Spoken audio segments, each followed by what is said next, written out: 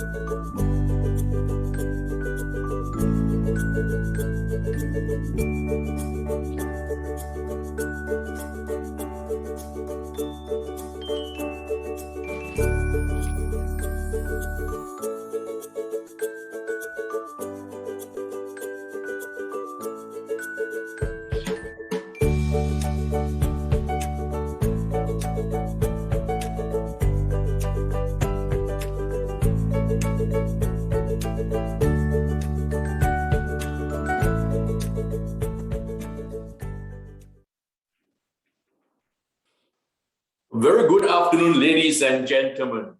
Welcome to the live webinar, Investment Opportunities in Sarawak Livestock Industry, organized by Sarawak Trade and Tourism Office Singapore, STATOS, in collaboration with the Department of Veterinary Services Sarawak, DVSS, supported by Singapore Business Federation to highlight investment opportunities in the Sarawak livestock industry with actual testimonials from established local industry players.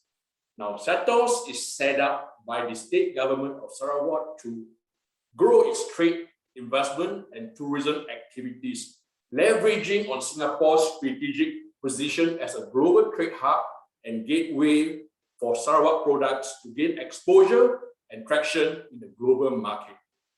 DVSS cover livestock industry development, veterinary health and regulatory compliance, veterinary support and extension services. My name is TC from STATOS, MC for this webinar. Distinguished guests, ladies and gentlemen, now we are all well aware of the absolute need to address global warming, lower carbon footprint, with related issues of the pandemic, escalating costs and effects on the supply chain. It definitely makes rational business sense to locate livestock production in Sarawak. Rather than having to ship our protein source across continents from far locations, Sarawak presents clear advantages in livestock industry with its low cost of land, water, electricity, and very importantly, free from disease like swine fever, avian flu, salmonella, etc. Now, ladies and gentlemen, for this seminar, to present opening remarks, let's welcome Mr. Chu Chang-Wan, CEO of STATOS. Mr. Chu, please. Thank you, TC. Good afternoon, everyone. To our co-host today, Dr. Adrian Susin Amud, Director of the Department of Veterinary Services, Sarawak, representatives from the Singapore Business Federation or supporter, distinguished speakers, fellow members from Singapore, Sarawak, and beyond. A big thank you for you today for supporting us here. Do you know that just a quick 1 hour flight east of here in Singapore, Sarawak is becoming a new regional investment hotspot, especially for livestock and agriculture. Today, we will share with you why Sarawak should be your #1 investment choice for livestock. Firstly, Sarawak is a land with rich biodiversity and resources. Secondly, Sarawak has the ability and team to make things happen. Thirdly, Sarawak has a vast tract of ideal land and ready and waiting agriculture development. Our two governments set many bold economic targets and goals. In Sarawak, we aim to become a net food exporter by 2030. So coincidentally, by 2030, your aim here in Singapore is to have 30% of your food requirement produced locally. That is a big challenge for you. But here is an idea. One way we could do is actually achieve this is by becoming an investing partner and taking a stake in successful food production businesses based in Sarawak. I firmly believe if we pool our resources and joint venture, we can, both of us, achieve our goals together. One of the biggest challenges, not challenges, advantages, is that we have what you lack most, that is space to grow in natural and organic environment. We have half your population living in the state that is 170 times bigger than Singapore. Just imagine how we could convert some of this land into productive use for breeding livestock. The reason STATOS was established here in Singapore is because you have just what we are looking for. Can you guess what is that? Singapore is teeming with wealthy, internationally backed business leaders with vision, knowledge, and means to make things happen. We really need your expertise and your investment dollars. Make no mistake, our government is absolutely committed to building both the physical and digital infrastructure that Sarawak needs to reach our full economic potential. STATOS work closely with our colleagues from the Ministry of Modernization of Agriculture and Department of Veterinary Services Sarawak. You'll be surprised just how quickly we can make things happen, and if you have the right proposal. I've spoken with several Singaporean investors who have already made the decision to invest in Sarawak, and it was really eye-opening to me. Some of the reasons they gave us of their choice included a very affordable renewable energy location, a wide selection of greenfield sites without disease, and attractive federal and state tax incentives. But what is really surprised me was that some of the motivators that inspire these investors to choose Sarawak were things we local take for granted. Top of the list was our peaceful history and stable government in Sarawak, followed by the ease of immigrations for overseas workers and genuine willingness to learn from foreign experts. These were all cited as a game changer for some investors, especially those needing to recruit and train local workforce. Why I'm then telling you this is because STATOS can introduce to you others who are already partnered with us and are prepared to share their real-life experiences with you. Right now, it's time to hear about this livestock industry in Sarawak from our business owners who are keen to expand their joint venture with you. Finally, STATOS would like to invite you to join us for a planned Singapore business mission to Sarawak in Borneo. We can bring you there first virtually via one-on-one Zoom meetings. Then, just as soon as the border is open, fly you to Sarawak. I can't wait to show you my hometown. Let us make a great start today. And thank you, and back to you, TC. Thank you, Mr. Chew, for your enticing opening message. Next, for our welcoming remarks, we'd like to welcome Dr. Adrian Susing Amber, Director of DVSS. Dr. Adrian, please. Hi, good afternoon. Thank you, Mr. TC, Mr. Chew, CEO of STATOS, and Mr. Kenny, thank you. And also would like to welcome all the speakers. We bring you all the investors, participants. We welcome you to this webinar, this Sarawak livestock investment opportunity. I'm sure you have your company dream to expand your business, to achieve your expansion plan. Here in Sarawak, we offer you the golden opportunity through livestock farming activities. By using this platform, you can have Sarawak as your second home, right? This is the opportunity for you to have Sarawak as your second home. Yeah, with you can build your mansion here, luxurious house with only 250,000 Sing dollar, because one Sing dollar is equivalent to about 3 ringgit.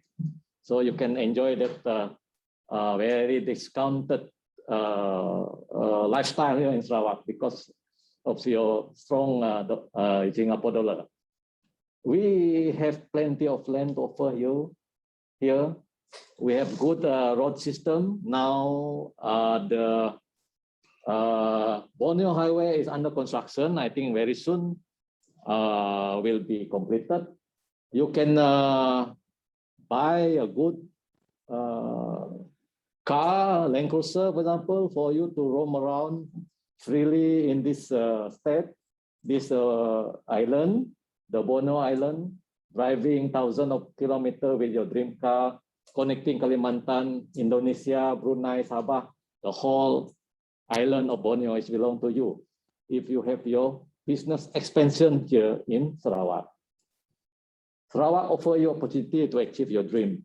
While you have a good standard of living in Singapore, you also enjoy nature here in Sarawak.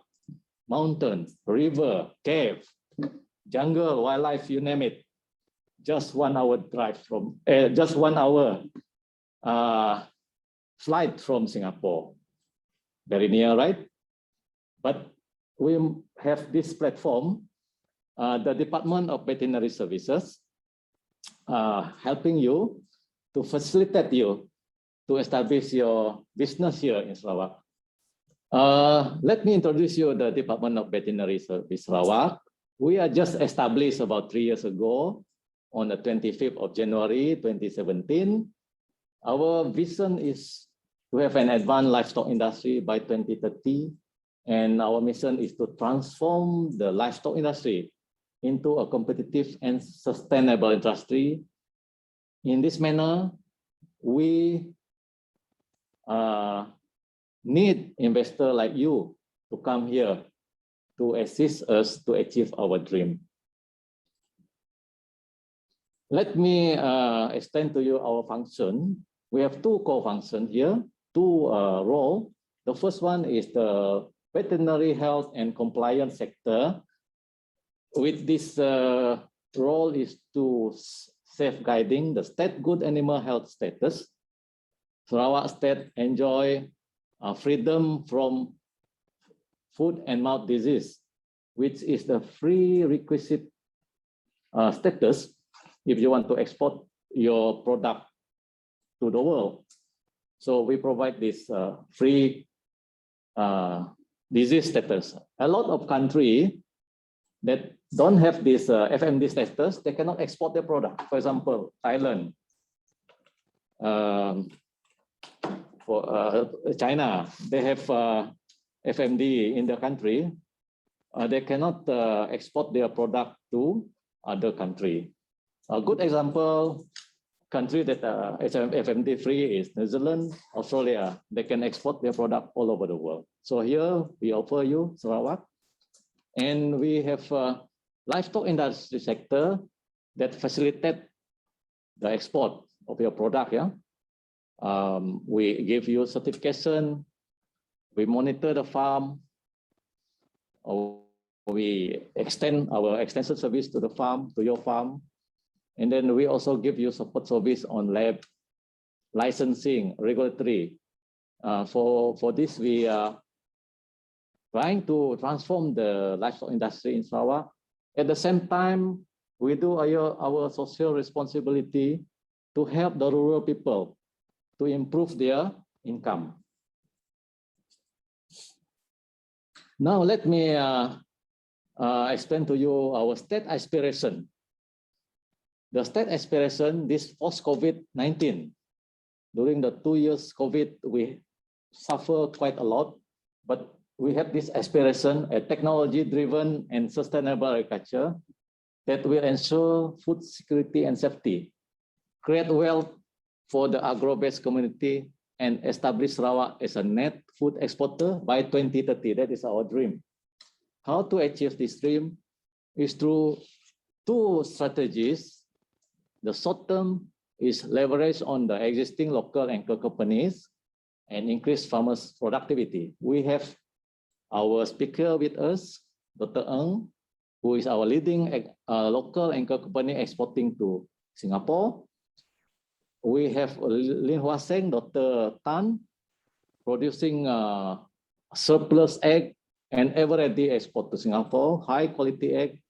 And we also have Mr. Richard Ngo, who is our young entrepreneur, a very young entrepreneur, willing to partner with anybody who want to expand the business here in Sarawak. And then in the long term is to aim for global partnership and access to international market.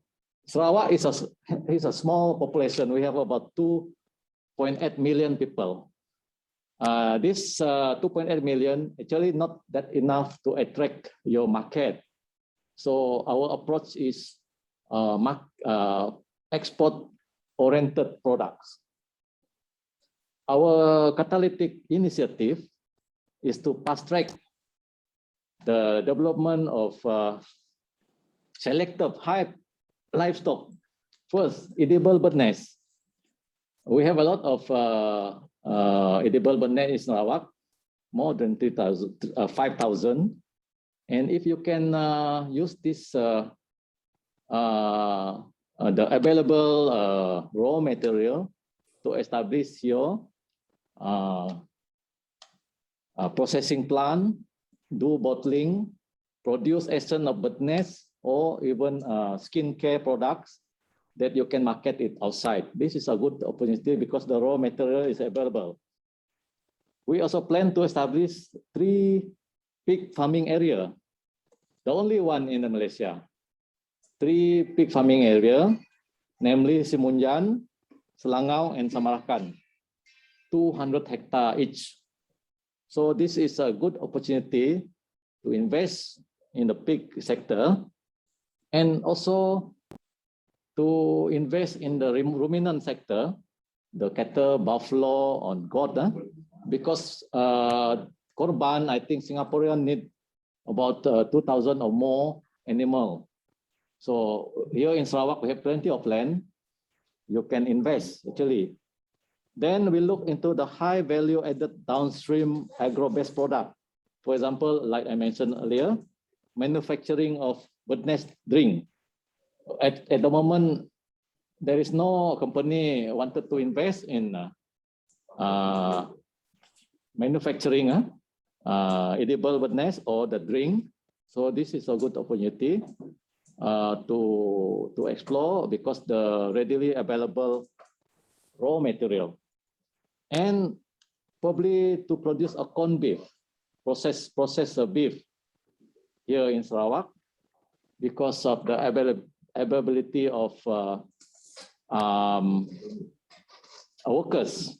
We have a lot of workers that you can employ in Sarawak, even from Kalimantan also readily available. Here in Sarawak, you can get your workers from Kalimantan also. Then one of the third catalytic initiative is to revitalize global partnership, export-oriented production. That's why here we target Singapore to have to be our partner. And the outcome is by 2030, the state self-sufficiency level for beef currently 12% to 50%. That is our target. And for poultry, from 95 to 150% for export. Of course, our livestock production value now is 1.8 billion. 1.8 billion. And we would like to increase that production, net export to 4 billion by 2030 and net export 2.2 billion. Our beef production is very not much here in Sarawak, but we have vast land, about 2 million hectares developed for oil palm. This 2 million hectares is readily available for you to integrate cattle. As long as you're willing to invest money to buy cattle, the land is available here in Sarawak. We at the moment have only 18,000 head of cattle. Still a lot of opportunity because to achieve 50% SSL, we need at least 150,000 head of cattle. We have 7 key levers to make your business sustainable in Sarawak. The first one is we have our regulatory under the Veterinary Public Health Ordinance 1999. There is an incentive offered by the state government and smart partnership with the local people. At the same time, Sarawak has a good infrastructure and logistics. For example, you all know that we are exporting live pig to Singapore. The logistics already there. You just ride on it.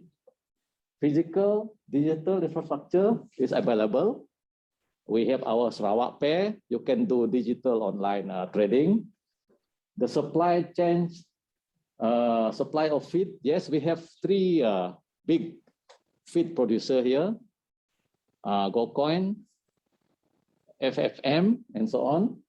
And then the most important, Sarawak is free from FMD, avian flu, and other disease of economic importance. Technology, you can apply technology in Sarawak because the infrastructure is available. And then environmental sustainability, by using a modern pig farming, the PFA, you can have you can tap the biogas, use the biogas, waste management, zero waste, and also a closed house system. So this kind of 7 key levers should be able to make your investment, livestock investment in Sarawak viable. Thank you very much for listening. We are looking forward for your cooperation and your investment. If you do have any proposal, please do submit to us proposal to invest in livestock. We are ever ready to contact you and communicate with you on type of livestock that you want to invest. Thank you very much. Have a happy webinar. Thank you, Dr. Adrian, for your enriching information of the business landscape and business environment, introduction of DVSS. We certainly benefit from this knowledge and the ongoing transformation and abundance business opportunities. We're looking forward to that. Now, moving on with our webinar, as we gain on momentum with it, we like to give you further insight into the livestock industry in Sarawak. We'd like to bring on Dr. Sanjin Jinin. Dr. Sanjin is Deputy Director DVSS, overseeing livestock industry development. Over to you, Dr. Sanjin. Okay, thank you very much, Mr. Chairman, Mr. Tan. Very good.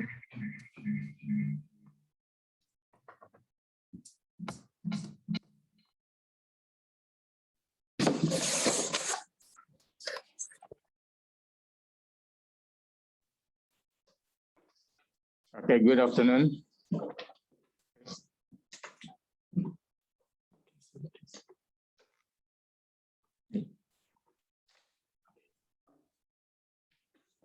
Very good afternoon, everybody. Can you hear? Yes. Sorry, the sound very harsh here.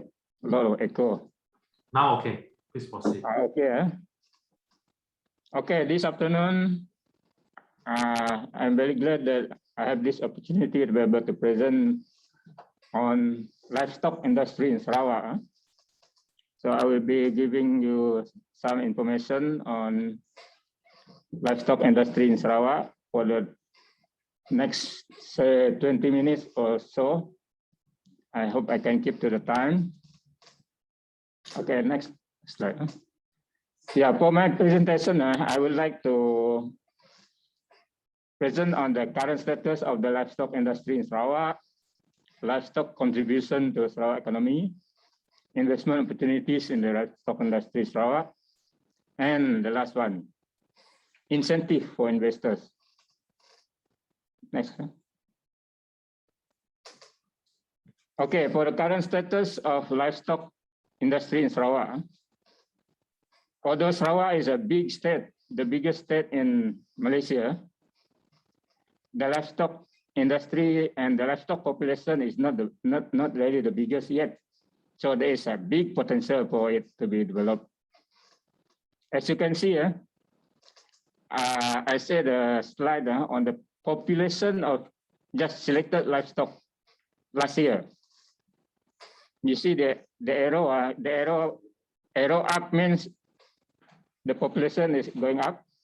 Arrow down, the trend of going down population. We see our cattle only 17,000. About buffalo only 7,000, goat about 13,000, sheep about 2,000, deer about 1,002, poultry, and swine less than 1 million. It's about 829,000. These are the population of livestock that we have in Sarawak. Next.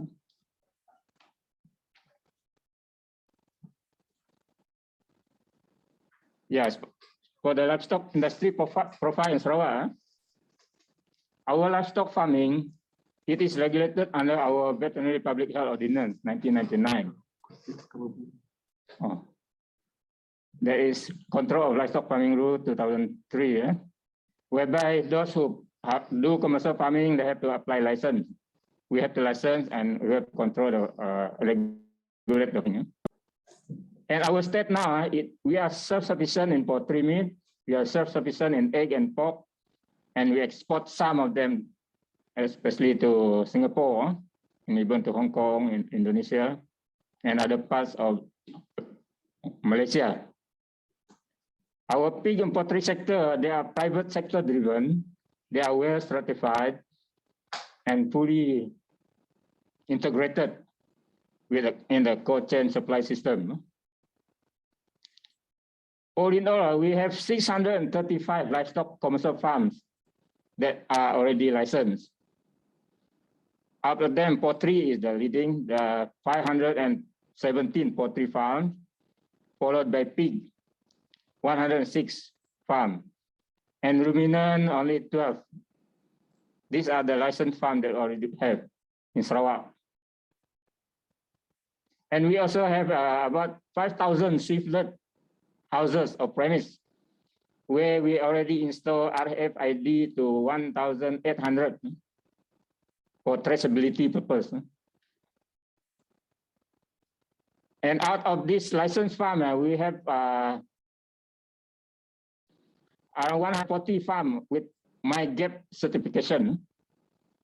Out of this 140 MyGap farm, poultry is the leading, also 14 poultry, whereby 3 layer farm, 5 broiler farm, and 1 organic poultry, my organic farm, and 3 breeder, 2 hatchery with MyGap certification. And also 2 farm that are non-poultry, there is 1 pig farm and 1 cattle farm. And the swiftlet premise, we have 124 with MyGap certification, whereby they can export to Singapore. And our current livestock production value, we estimate at 1.8 billion. That is last year figure. Okay, next on the slide, you see our production and our export. For last year, 2020, our production for beef, we only managed to produce 500 over metric ton, value at 31 million. Where our SSL for beef is only around 12%. So we have a long way to go to even supply our own demand. Not to mention export to Brunei and other places. And mutton, we managed to produce about 90 metric ton only, worth 7 million, where we can only supply 5.5% of our SSL. And fresh milk, we managed to produce 2 million, about 2 million liters from 1 farm, Kampung Panco. That account about 14 million ringgit and contribute to 45% of our SSL for milk. And our poultry, we managed to produce 56,000 metric ton meat, worth at 605 million. They contribute to 94% of our SSL for poultry. And egg, we managed to produce about 1.4 billion, worth 413 million. And we have surplus, we are 103% SSL egg. Pork, we managed to produce about 455,000 head, worth 455 million.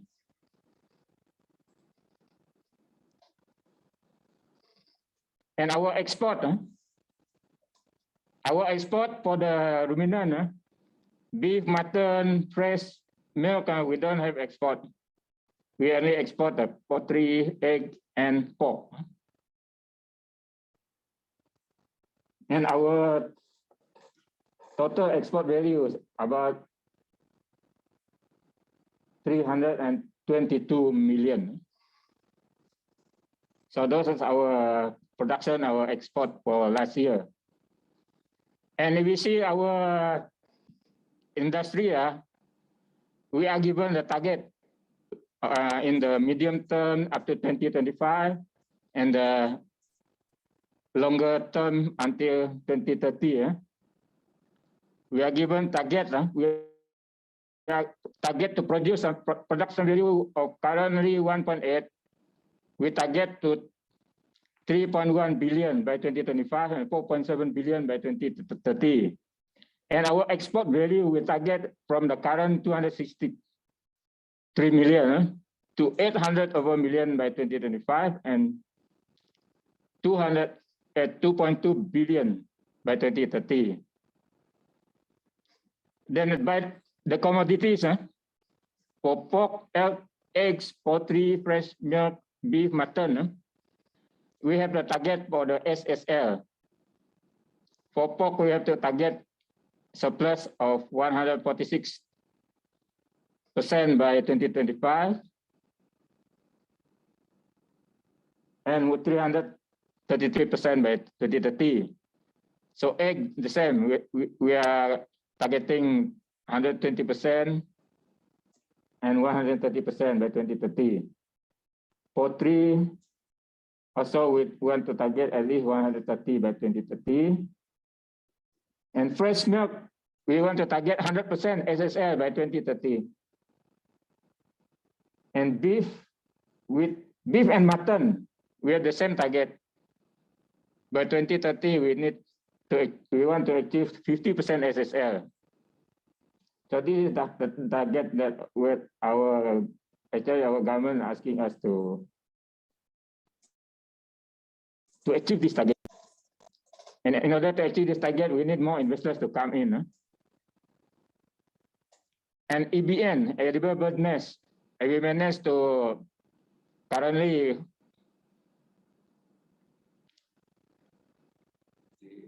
produce 113 metric ton worth 340 million. We want to target 160 metric ton worth 479 million. And by 2030, we want to target 234 metric ton worth 700 million. Because this one we have export market in China. So there's specific target for every species, but our priority, the government has put, we want to increase our ruminant. So our population for cattle that we target by 2030, we want to target 150,000 head that can achieve our 50% SSL. And we need to target to produce both beef and mutton. And we also want to increase local and foreign investment in the livestock industry. And also the livestock production value for 4.7 billion, that is what we target. And our export of livestock product, we want to target 2.2 billion. And we want to be a net exporter of livestock product by 2030. Next. Okay, the second part of my presentation, livestock contribution to our economy. First, in the agriculture sector, if we see the agriculture sector, our agriculture sector in Sarawak, we only contribute 14.9 billion to our state GDP.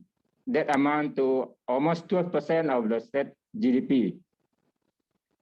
So out of this, the agriculture sector consists of the crop, livestock, fishery, even forestry. And livestock, we only contribute 44.8% to the agriculture production for the state of Sarawak. That amount to, this calculation actually is based on the statistic where they get the figure on the sales part only, the sale or the slaughter figure of the livestock. But if they take into account all the production figure, including those that are produced for, say, for their own breeding purpose, that value, when we take into account those value, it will be much bigger than this that is reported here. So our estimated production value actually is amount to 1.8 billion, but this one only take into account the dollar and cent that is being sold, that is in record, like those that are reported slaughter figure. So that's why we, from this contribution, based on the sales, only contribute 4.8% to the total agriculture production for Sarawak in terms of livestock. So this is contribution to the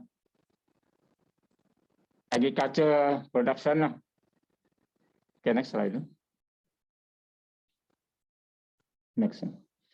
Okay, if we see the contribution to the state GDP, the state GDP stands at 127 billion last year. Out of this, agriculture contribute 14.9 billion, where the livestock center actually, if the dollar and cent is already about 700 over million. But if we really calculate all the production, production that is not being sold, like produced for breeding purpose, which are not being sold, all those value together, it will come to 1.8 billion of livestock. So the livestock sector, actually, when we look at it this way, it only contribute about almost 1% to the state GDP only. If we really follow the record that is whereby they only record the figure of animal being slaughtered, and they don't take into account that the animal that is being produced for their own breeding and so on, and they don't take that value. If they take the value, it's much higher than this. So this is our contribution to the state GDP. Okay, next one. If you see the Sarawak food trade, the livestock, the commodity where a lot of import are the live animal, meat and meat product, dairy product, dairy and bird, and the big amount for the import is on the animal feed. And our export, last year we have quite a fair bit of export because of the pork export to Singapore. Managed to have about 115 million worth. So if we see the total livestock product being traded last year, from the live animal, the other product like consists of bovine meat, beef, and so on. The total import is 1.1 billion, and our export is only 400 over million. So we are a net importer. We want to reverse this by 2030. So we need some investor to help us. Next. Okay, investment opportunity. We see that a lot of the livestock that we produce just now, they are not enough, not self-sufficient, except for poultry and egg, poultry, egg, and pork. So there is still a lot of improvement to be done in the industry. A lot of investment, a lot of production to be improved, to be done. And it can be done because we Sarawak, we have the potential for that. Okay, we see the potential for the livestock farming in Sarawak. We have a comparative advantage. Number one, our land, we are the biggest state in Malaysia. 12.4 million hectares of land. And land for livestock farming, you don't really need very fertile soil. Even the class 4, class 5 land also can be used maybe. Not like agriculture, tanam, where we plant the crop, they need a good soil like class 1, class 2, class 3. So we have plenty of land available as far as for livestock is concerned. Except for ruminant where they need grass, they might need suitable soil. But still we have plenty. I will go further on that later on. And Sarawak also, we have a good strategic location. We have the proximity to high income cities like Singapore, Kuala Lumpur, BSB. We have a lot of people with a lot of money in that areas, and a lot of mouth who can feed on the animal product also. Then in Sarawak, we have the strong local heritage and culture. Basically, Sarawakian, we are still farming. A big population are farming community. And many of us actually come from the farming community also. So when we come to farming, we have plenty of natural talent available in Sarawak. And also, the most important thing, we have disease freedom status. We are FMD free. We are free from avian flu also. So these are the potential advantage. Next. So there are a lot of potential investors who want to come to Sarawak to invest.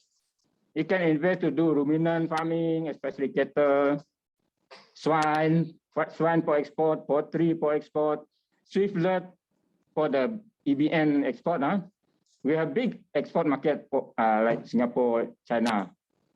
And deer also. We used to receive people want to order deer from us in Sarawak. Want to import deer, but we don't have deer to sell. So somebody come here to farm the deer for us. Don't wait for the deer to just get extinct, the wild deer in the jungle. We better farm them. And number one, tadi cattle, I put number one, cattle farming. We have a very good potential for cattle farming because in Sarawak, we have 2 million hectares of oil palm estate. Suppose if 40% of the 2 million hectares are suitable for cattle farming, the land is not too steep and so on, we can raise at least 150,000 animals inside the estate. But unfortunately, now we only have about more than 10,000 animals only inside the estate. And out of the 2 million hectares, about 100,000 hectares saja already used for cattle integration. So still a big amount of unused estate to do the cattle farming by integration. So there is a big potential there. Okay, that's cattle. Next. This is how they do the cattle integration. They go rotation inside the oil palm plantation. So every 3 months, they come back to the same place. And by the time they come back to the same place, the grass also grow very fertile. So the grass almost free maintenance, quite cheap. This system is very cheap system. Okay, next. These are the areas all over Sarawak. We have areas of planted with oil palm can be used for cattle integration. From Lundu until Lawas. Okay, next. Okay, the next potential area to invest is pig farming. And for Sarawak, we are setting up pig farming area. We already have PFA Pasir Putih in Selangor and Selangor Simunjan. One is going to be open, nearly one in Selangor, Cebu, about 200 over hectare. And the next one, we target to open up another PFA in Samarakan, Bintulu. Yeah, about 200 hectares saja lah. So these are potential area where investor can set up their farm, pig farm. And on top of this, if there are more investors coming, even they can also make their own pig farming area, not waiting for the government to open up the area lah. So this is a potential for pig. And the other one with big potential is swiftlet. If you see in the map the red dot there, those are the premise that we already installed RFID for swiftlet. It's all over Sarawak because there are so many swiftlet flying all over the whole Sarawak. So they only wait for us to come and invest, build the house for them, so that they can go into the house, build a nest. Then you just harvest the nest and sell. And also you can invest in doing the processing, setting up processing plants so that can export to China. Because at the moment we only have five companies with China certified can export to China. So we need more than that. So if investor can invest in the processing also lah. Okay, the last one, and maybe I'm not very well versed about this incentive also lah, because this one is government punya policy. And this incentive for investors, these are what has been implemented since the last Malaysia plan lah. So these are the example of the incentive that we have lah for the agriculture farming, which include crop and livestock. These are in the form of financial incentive, which are applicable to livestock and also crop land. Example, agriculture company, they have tax incentive. The type is a tax incentive like tax exemption, investment tax allowance, tax deduction, reinvestment allowance, accelerated capital allowance, agriculture allowance. The agency responsible for this is Inland Revenue. All the detail of all these incentives, we have to find out. Whoever the investor can find out later on. And the second one, halal food producer, also they have tax incentive. Halal park operator, they have tax incentive, also exemption, investment tax allowance, and so on. Halal logistic operator also can have tax incentive. Cold chain operator also can have tax incentive. Next. The investors just now means both the local entrepreneur and also foreigners. And also there is some just for domestic, that means local entrepreneur only, or Sarawakian, like those involved in food processing, halal agriculture company, halal agriculture, young agripreneur, agriculture companies. They have the type of incentive like tax incentive, soft loan, grant. So the name of the incentive to like micro entrepreneurship, One Malaysia, agrocase. All this form of incentive, these are the one that has been implemented since the last Malaysia plan. So those agencies involved, this include agrobank, like the loan agrobank, like the other entrepreneur, like this SKM, Suruhanjaya Koperasi Malaysia. They also have provide cash incentive for entrepreneurs. So those are the incentives that we have for the investors, potential investors, or potential investors who want to invest in the farming, livestock farming, agriculture in Sarawak. So that's all I did for my presentation. So thank you very much for your kind attention. Thank you. Thank you, Dr. Sanjin, for your industry insight, investment opportunities, and incentives. Now, the growth potential in Sarawak in this livestock industry is glaringly obvious, ladies and gentlemen, business investors, including business in the area of cattle farming system in oil palm plantation and bird nest swiftlet farming. Ladies and gentlemen, should you have questions for our speakers and panelists, do key in your queries in the Q&A chat box, and we will definitely address your queries later in the session. We have now come to the segment of today's webinar, where we will bring on commercial practitioners in the livestock industry to share their respective industries' experiences. In pig farming, we have with us today Dr. Ng Siu Tiang. Dr. Ng is Director of Bream Breeder, Sdn Berhad, at the pig farming area of Pasir Puteh. Over to you, Dr. Ng. Good afternoon, everybody. Thank you for inviting me to this web seminar. Actually, I'm the owner and for this exporting of pigs to Singapore.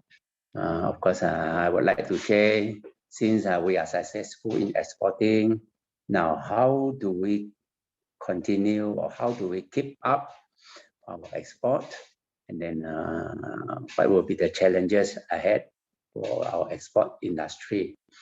Now, as you all know, when we are successful in exporting our pigs, that means our standard, our farm, the way we do husbandry, the way we do production, the way we do our biosecurity is sort of a step ahead of all the other local farmers. So how do we maintain this momentum? So the first, actually, when we first met all the auditor from Singapore, the first question they ask is your production sustainable? You want to export to us, you must be exporting regularly, good quality products at a sustainable manner. So how to be sustainable? So that questions come immediate to our mind. Sustainable, is the business sustainable?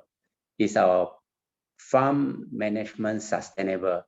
Is our biosecurity control of the area sustainable? So all this while, after we are successful, we are looking at this sustainability of our productions. Now, when we talk about farm, our production system have to be improving every day.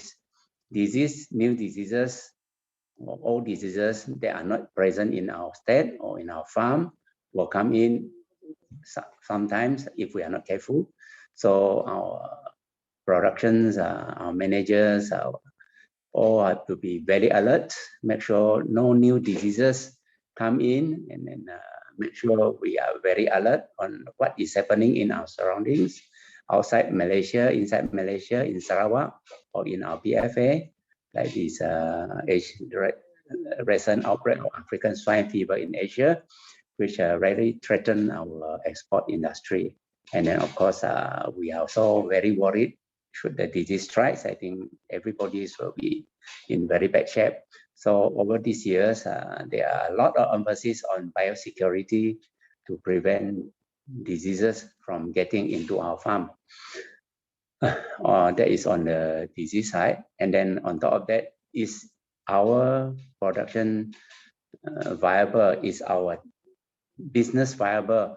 Knowing that we have competitors from other parts of the world.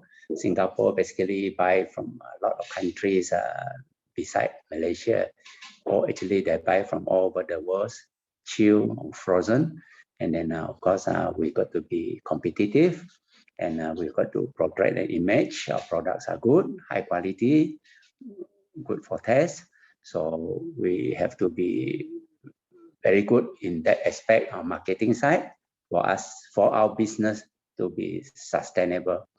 And then on top of that, live pigs, sending a live pigs from our farm all the way to Jurong Port and then to the upper tour in Singapore is not an easy task. So we have to make sure every pig survive journey from our farm all the way to the upper tour in Singapore and make sure they are alive in the next few days before they are slaughtered. On top of that, we should minimize injuries to the pigs and then be broken legs, skin allergy, sunburn, anything can happen along the way. So we really have to minimize injuries. And on top of that, minimum mortality. Now, pigs doesn't travel well if they are hot. So we really have to keep the pigs cool, comfortable, and make sure they eat and drink along the way. We cannot be starving them. The journey takes more than 50 hours from our place. We should take up to 60 hours to reach Singapore. So we really have to take care of the pigs along the way from our farm gate all the way to the upper tour. Now, that is what we talk about, what we can see. Now, when our pigs are in the slaughterhouse, I think we have to maintain the quality of our carcass, make sure there are no diseases that is causing this condemnation of carcasses or condemnation of organs. So we have to protect an image. We have to protect our pigs are healthy, carry minimum diseases or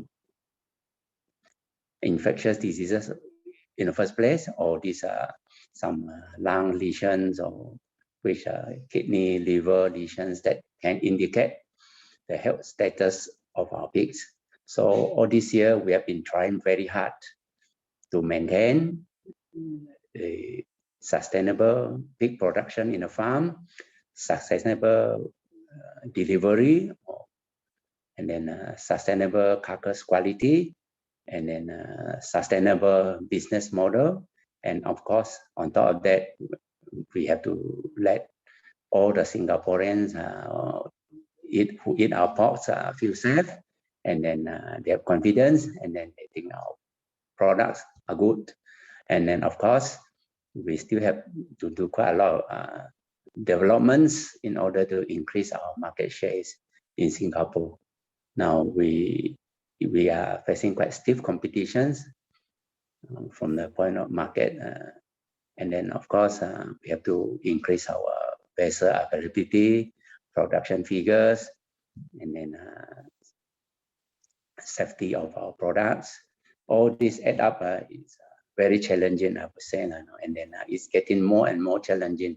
On top of that, the recent COVID outbreak, and the lockdown, Malaysia, Singapore, caused even more challenging because not only the pigs must be free from diseases, our sailor, those captain, everybody must be healthy, and they must not contact any of these COVID before they go to Singapore, and then keeping all our seamen safe from all the diseases. And then of course, their seamen are also very stressful during this period because they cannot leave their vessel, they cannot go home, we cannot go up their vessel. So all these add up. So we really need a team that are very strong to manage all the logistics, the farm, and then our Singapore side. Yes. Of course, for those intended to come into this pig farming industry, of course, you can sell locally or you want to export. Of course, locally, there are challenges are always there. Export, another level of challenge, but with careful planning, and then with all the details that you can get, like what we are doing now, you probably you can go into the industry and make a good deal for yourself. You probably may have a good return if you're able to do it well. Yeah, that's my experience that I want to share with everybody today. Thank you. Thank you, Dr. Ng, for sharing with us some technical challenges and the care showered on our pig supply from Sarawak in various aspects. Now, ladies and gentlemen, be sure to look out for Borneo fresh pork in our supermarket soon. Yeah, you can look out for it. It's already in our local markets. Now, moving on to the poultry sector, we are delighted to have with us Mr. Richard Ng of Booming Group. Booming Group is the biggest poultry player in Sarawak, being fully integrated producers of poultry, eggs, livestock feed, and organic fermented fertilizer. Over to you, Mr. Richard. The stage is yours. Good afternoon, ladies and gentlemen. My name is Richard Ng, graduated from Melbourne University with a degree in actuarial science. After I graduated in 2007, my father claimed ill health and tricked me to come back to Sarawak to help him. So instead of expecting to spend the rest of my life working comfortably in an air-conditioned office or some financial institution, I now find myself looking after chicken business for the rest of my life. I can now confidently say I never regretted coming back to Sarawak, because what I found out is Sarawak is really a land of great opportunities. So now allow me to tell you something about our company, Booming. From a small backyard operation, it has now become one of the largest integrated poultry enterprises in Sarawak. Our main activities are poultry feed production of 6,500 metric tons per month, hatching operations producing over 1 million broiler chicks and 100,000 layer chicks monthly, layer farms producing 1.65 million table eggs per month, broiler farms and processing 900,000 halal broiler chickens every month, further added value processing such as chicken frankfurters, burger patties, meatballs, nuggets, marketed under the brand NutriBest. I would like to share that our farms are 100% modern closed houses equipped with automated control of temperature, lighting, and feeding systems. Extremely strict sanitation and biosecurity controls are always practiced. Houses are further spaced out from each other to minimize disease outbreak and contamination. Broiler meat processing is handled by our internal company, Booming Food Processing Industries in Jam Berhad, and has halal certification. We process 30,000 birds per day at 6,000 birds per hour. We produce fresh and frozen dressed chicken and chicken parts and venture into downstream processing. We have our own distribution of a fleet of refrigerated trucks to ensure a reliable delivery to supermarkets and restaurants, etc. This also ensures the utmost freshness and quality of our products to our customers and consumers. In response to our environmental responsibility, we process chicken manure into organic fertilizer and also biogas to generate electricity. So going forward, we are very excited and optimistic on expansion plans because there are so many favorable factors. Namely, there is a vast abundance of land for expansion, and we have already acquired land in various locations across Sarawak. An abundance of water supplies and reliable electrical supplies, a stable and friendly business environment, a growing population, the completion in 2022, the dual lanes toll-free Pan-Borneo Highway connecting Sarawak with Sabah, Brunei, and Kalimantan will also bring incredible opportunities. So before I wrap up today's presentation, I would like to show you all our corporate video. Please enjoy.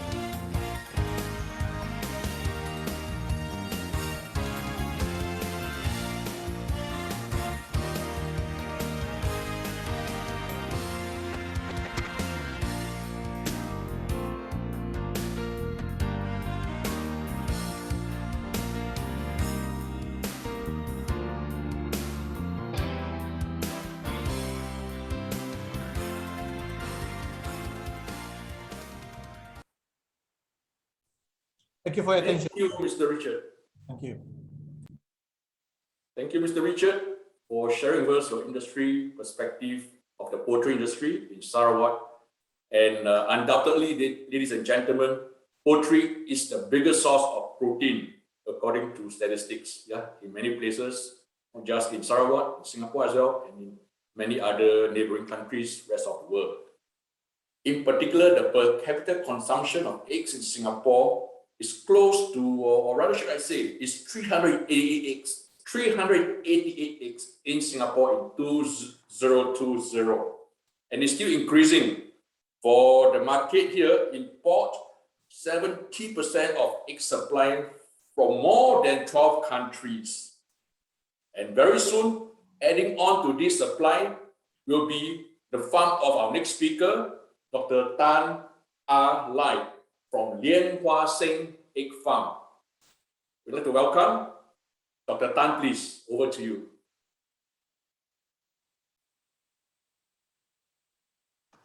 Hello, very good afternoon, yeah, everybody. I'm Dr. Tan from Lian Hua Seng Livestock. Okay, allow me to share the slide first.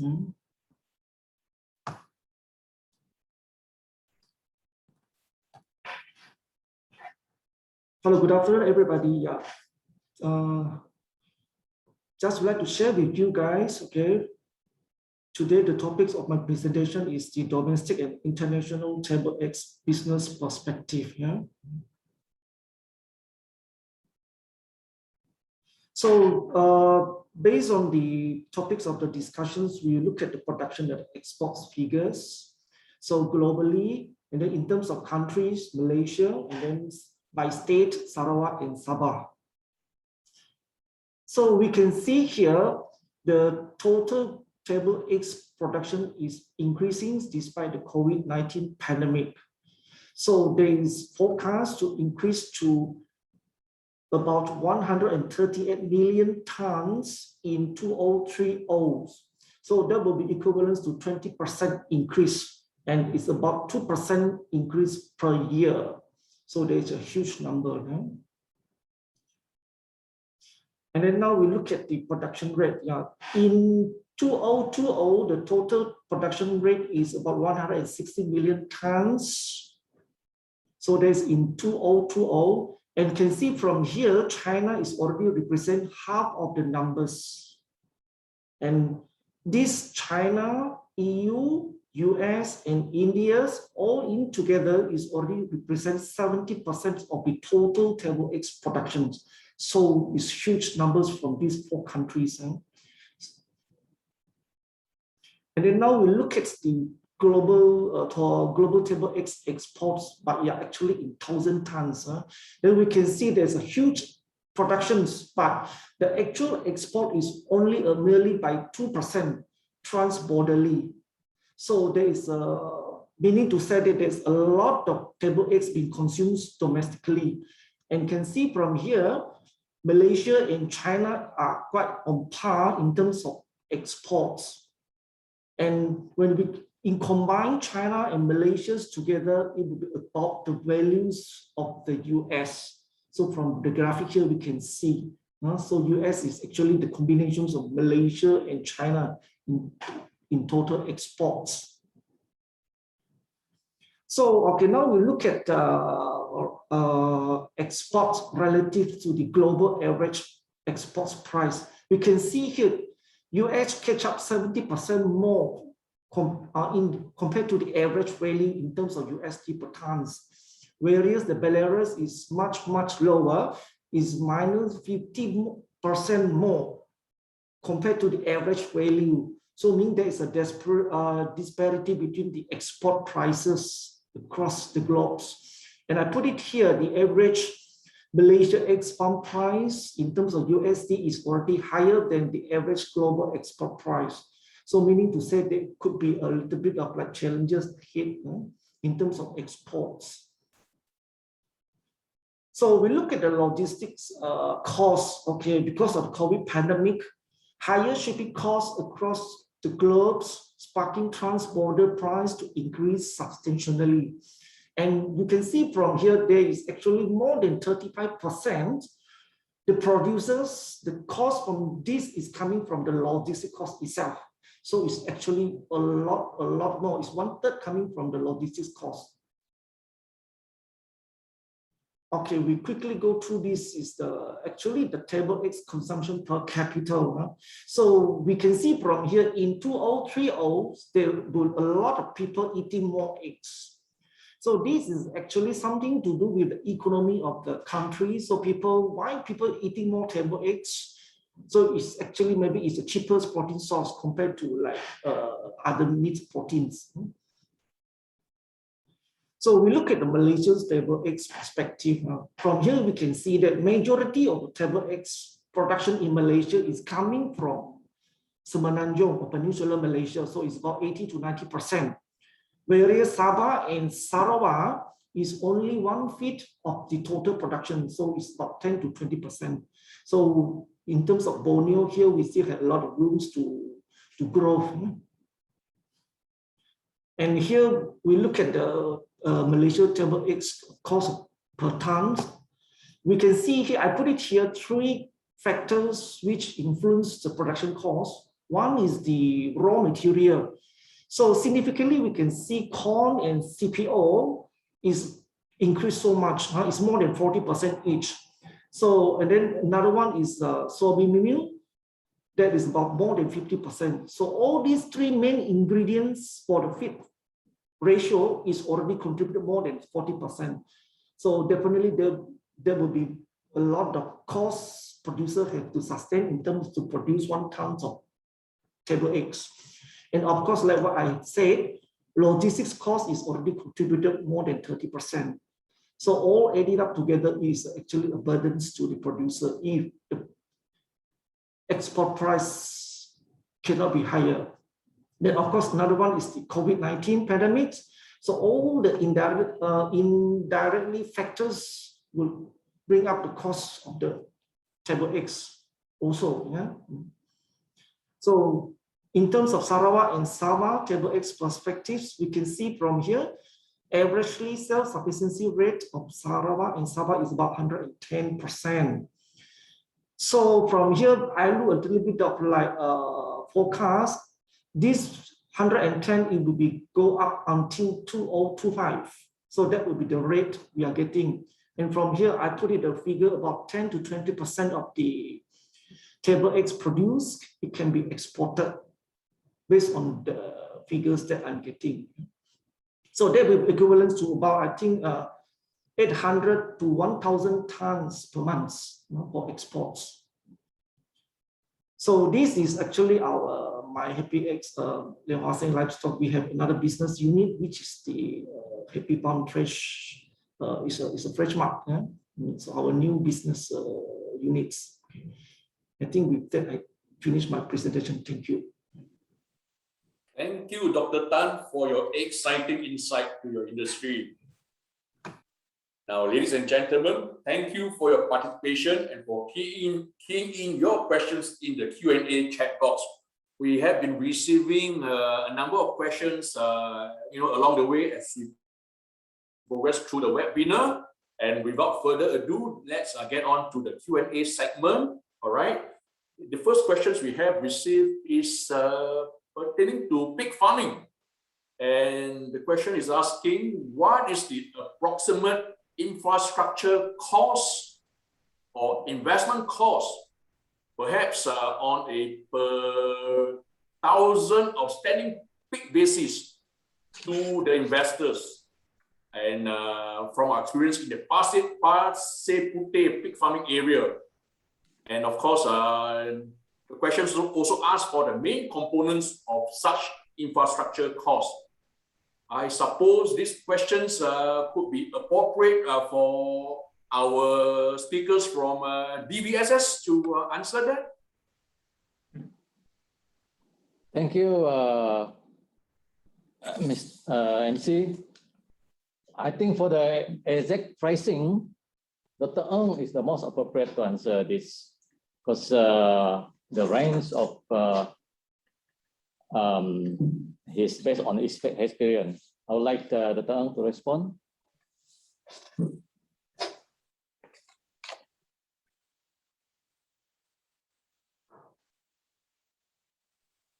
Okay, thank you, Dr. Adrian. Yeah, talking about cost of infrastructure. Now, basically for 1,000 pigs, probably you just need to build a single. If you are not having any, if in a PFA is pasipute, you probably don't have to build any sheds for the sow, for the farrowing. Probably you only need winners and finishing house. Of course, if we have to build up the standard closed house system with forced ventilation, and then with all the slatted floors, and then cooling system, I think for the infrastructure, for the houses alone, probably may cost you slightly more than $1 million to build actually. Yeah, assuming live pigs probably take up to 12 to 15,000 12 to 15 square feet per pig. And then you're fattening up to 100 kilos. So that should be the figure, 1 to 1.5 million. Yeah, that will be sufficient. Of course, that is on the condition that you are inside the PFA, but if you're outside, you should be looking at the water, the waste management, electricity supply, roads, and then that will be a lot more than that. Yeah, there'll be a lot more. Okay, I think that should answer the question. Thank you. Thank you, Dr. Ng, for answering the questions. Yeah, something our potential investors would like to know for sure. And maybe related to this, Dr. Ng, since you are, in the picture at the moment. Now, what about challenges, that you face in the recent 1-2 years, and how did you overcome such, issues? Actually, this 1-2 years, I think the main concern is diseases, be it human COVID or pig diseases. Actually, it's very challenging. Like this, the last 1-2 years, basically because of the COVID, you can't do very much, especially on the construction. The expansion plan, everything is have to be on hold, and then on top of that, you have the diseases in the villages, among your workers, among your suppliers, police roadblock all the way, and then so you hardly move anything in these 1-2 years. Raw material also difficult to come in because your drivers are in lockdown, trucks are not allowed to move, workers are not allowed to come to work, and then sailors are not allowed to board. So all these challenges will have an effect on how smooth you can supply, how soon you can send your pigs to Singapore, because we are talking about every week you have a shipment going there. Any delay at any time, then your schedule will be off. So this is really challenging in these 2 years to make our pig arrive on that exact date, and then make sure the pigs arrive in good conditions. That really challenged us. And then I think we are all stretched out. It's not only me, everybody, I think, in the industry is being stretched out. And then, of course, to overcome this, we really have to find a lot of resources, got to be very sharp, got to be very fast. And then a lot of preemptive strike we really have to take. Yeah, thank you.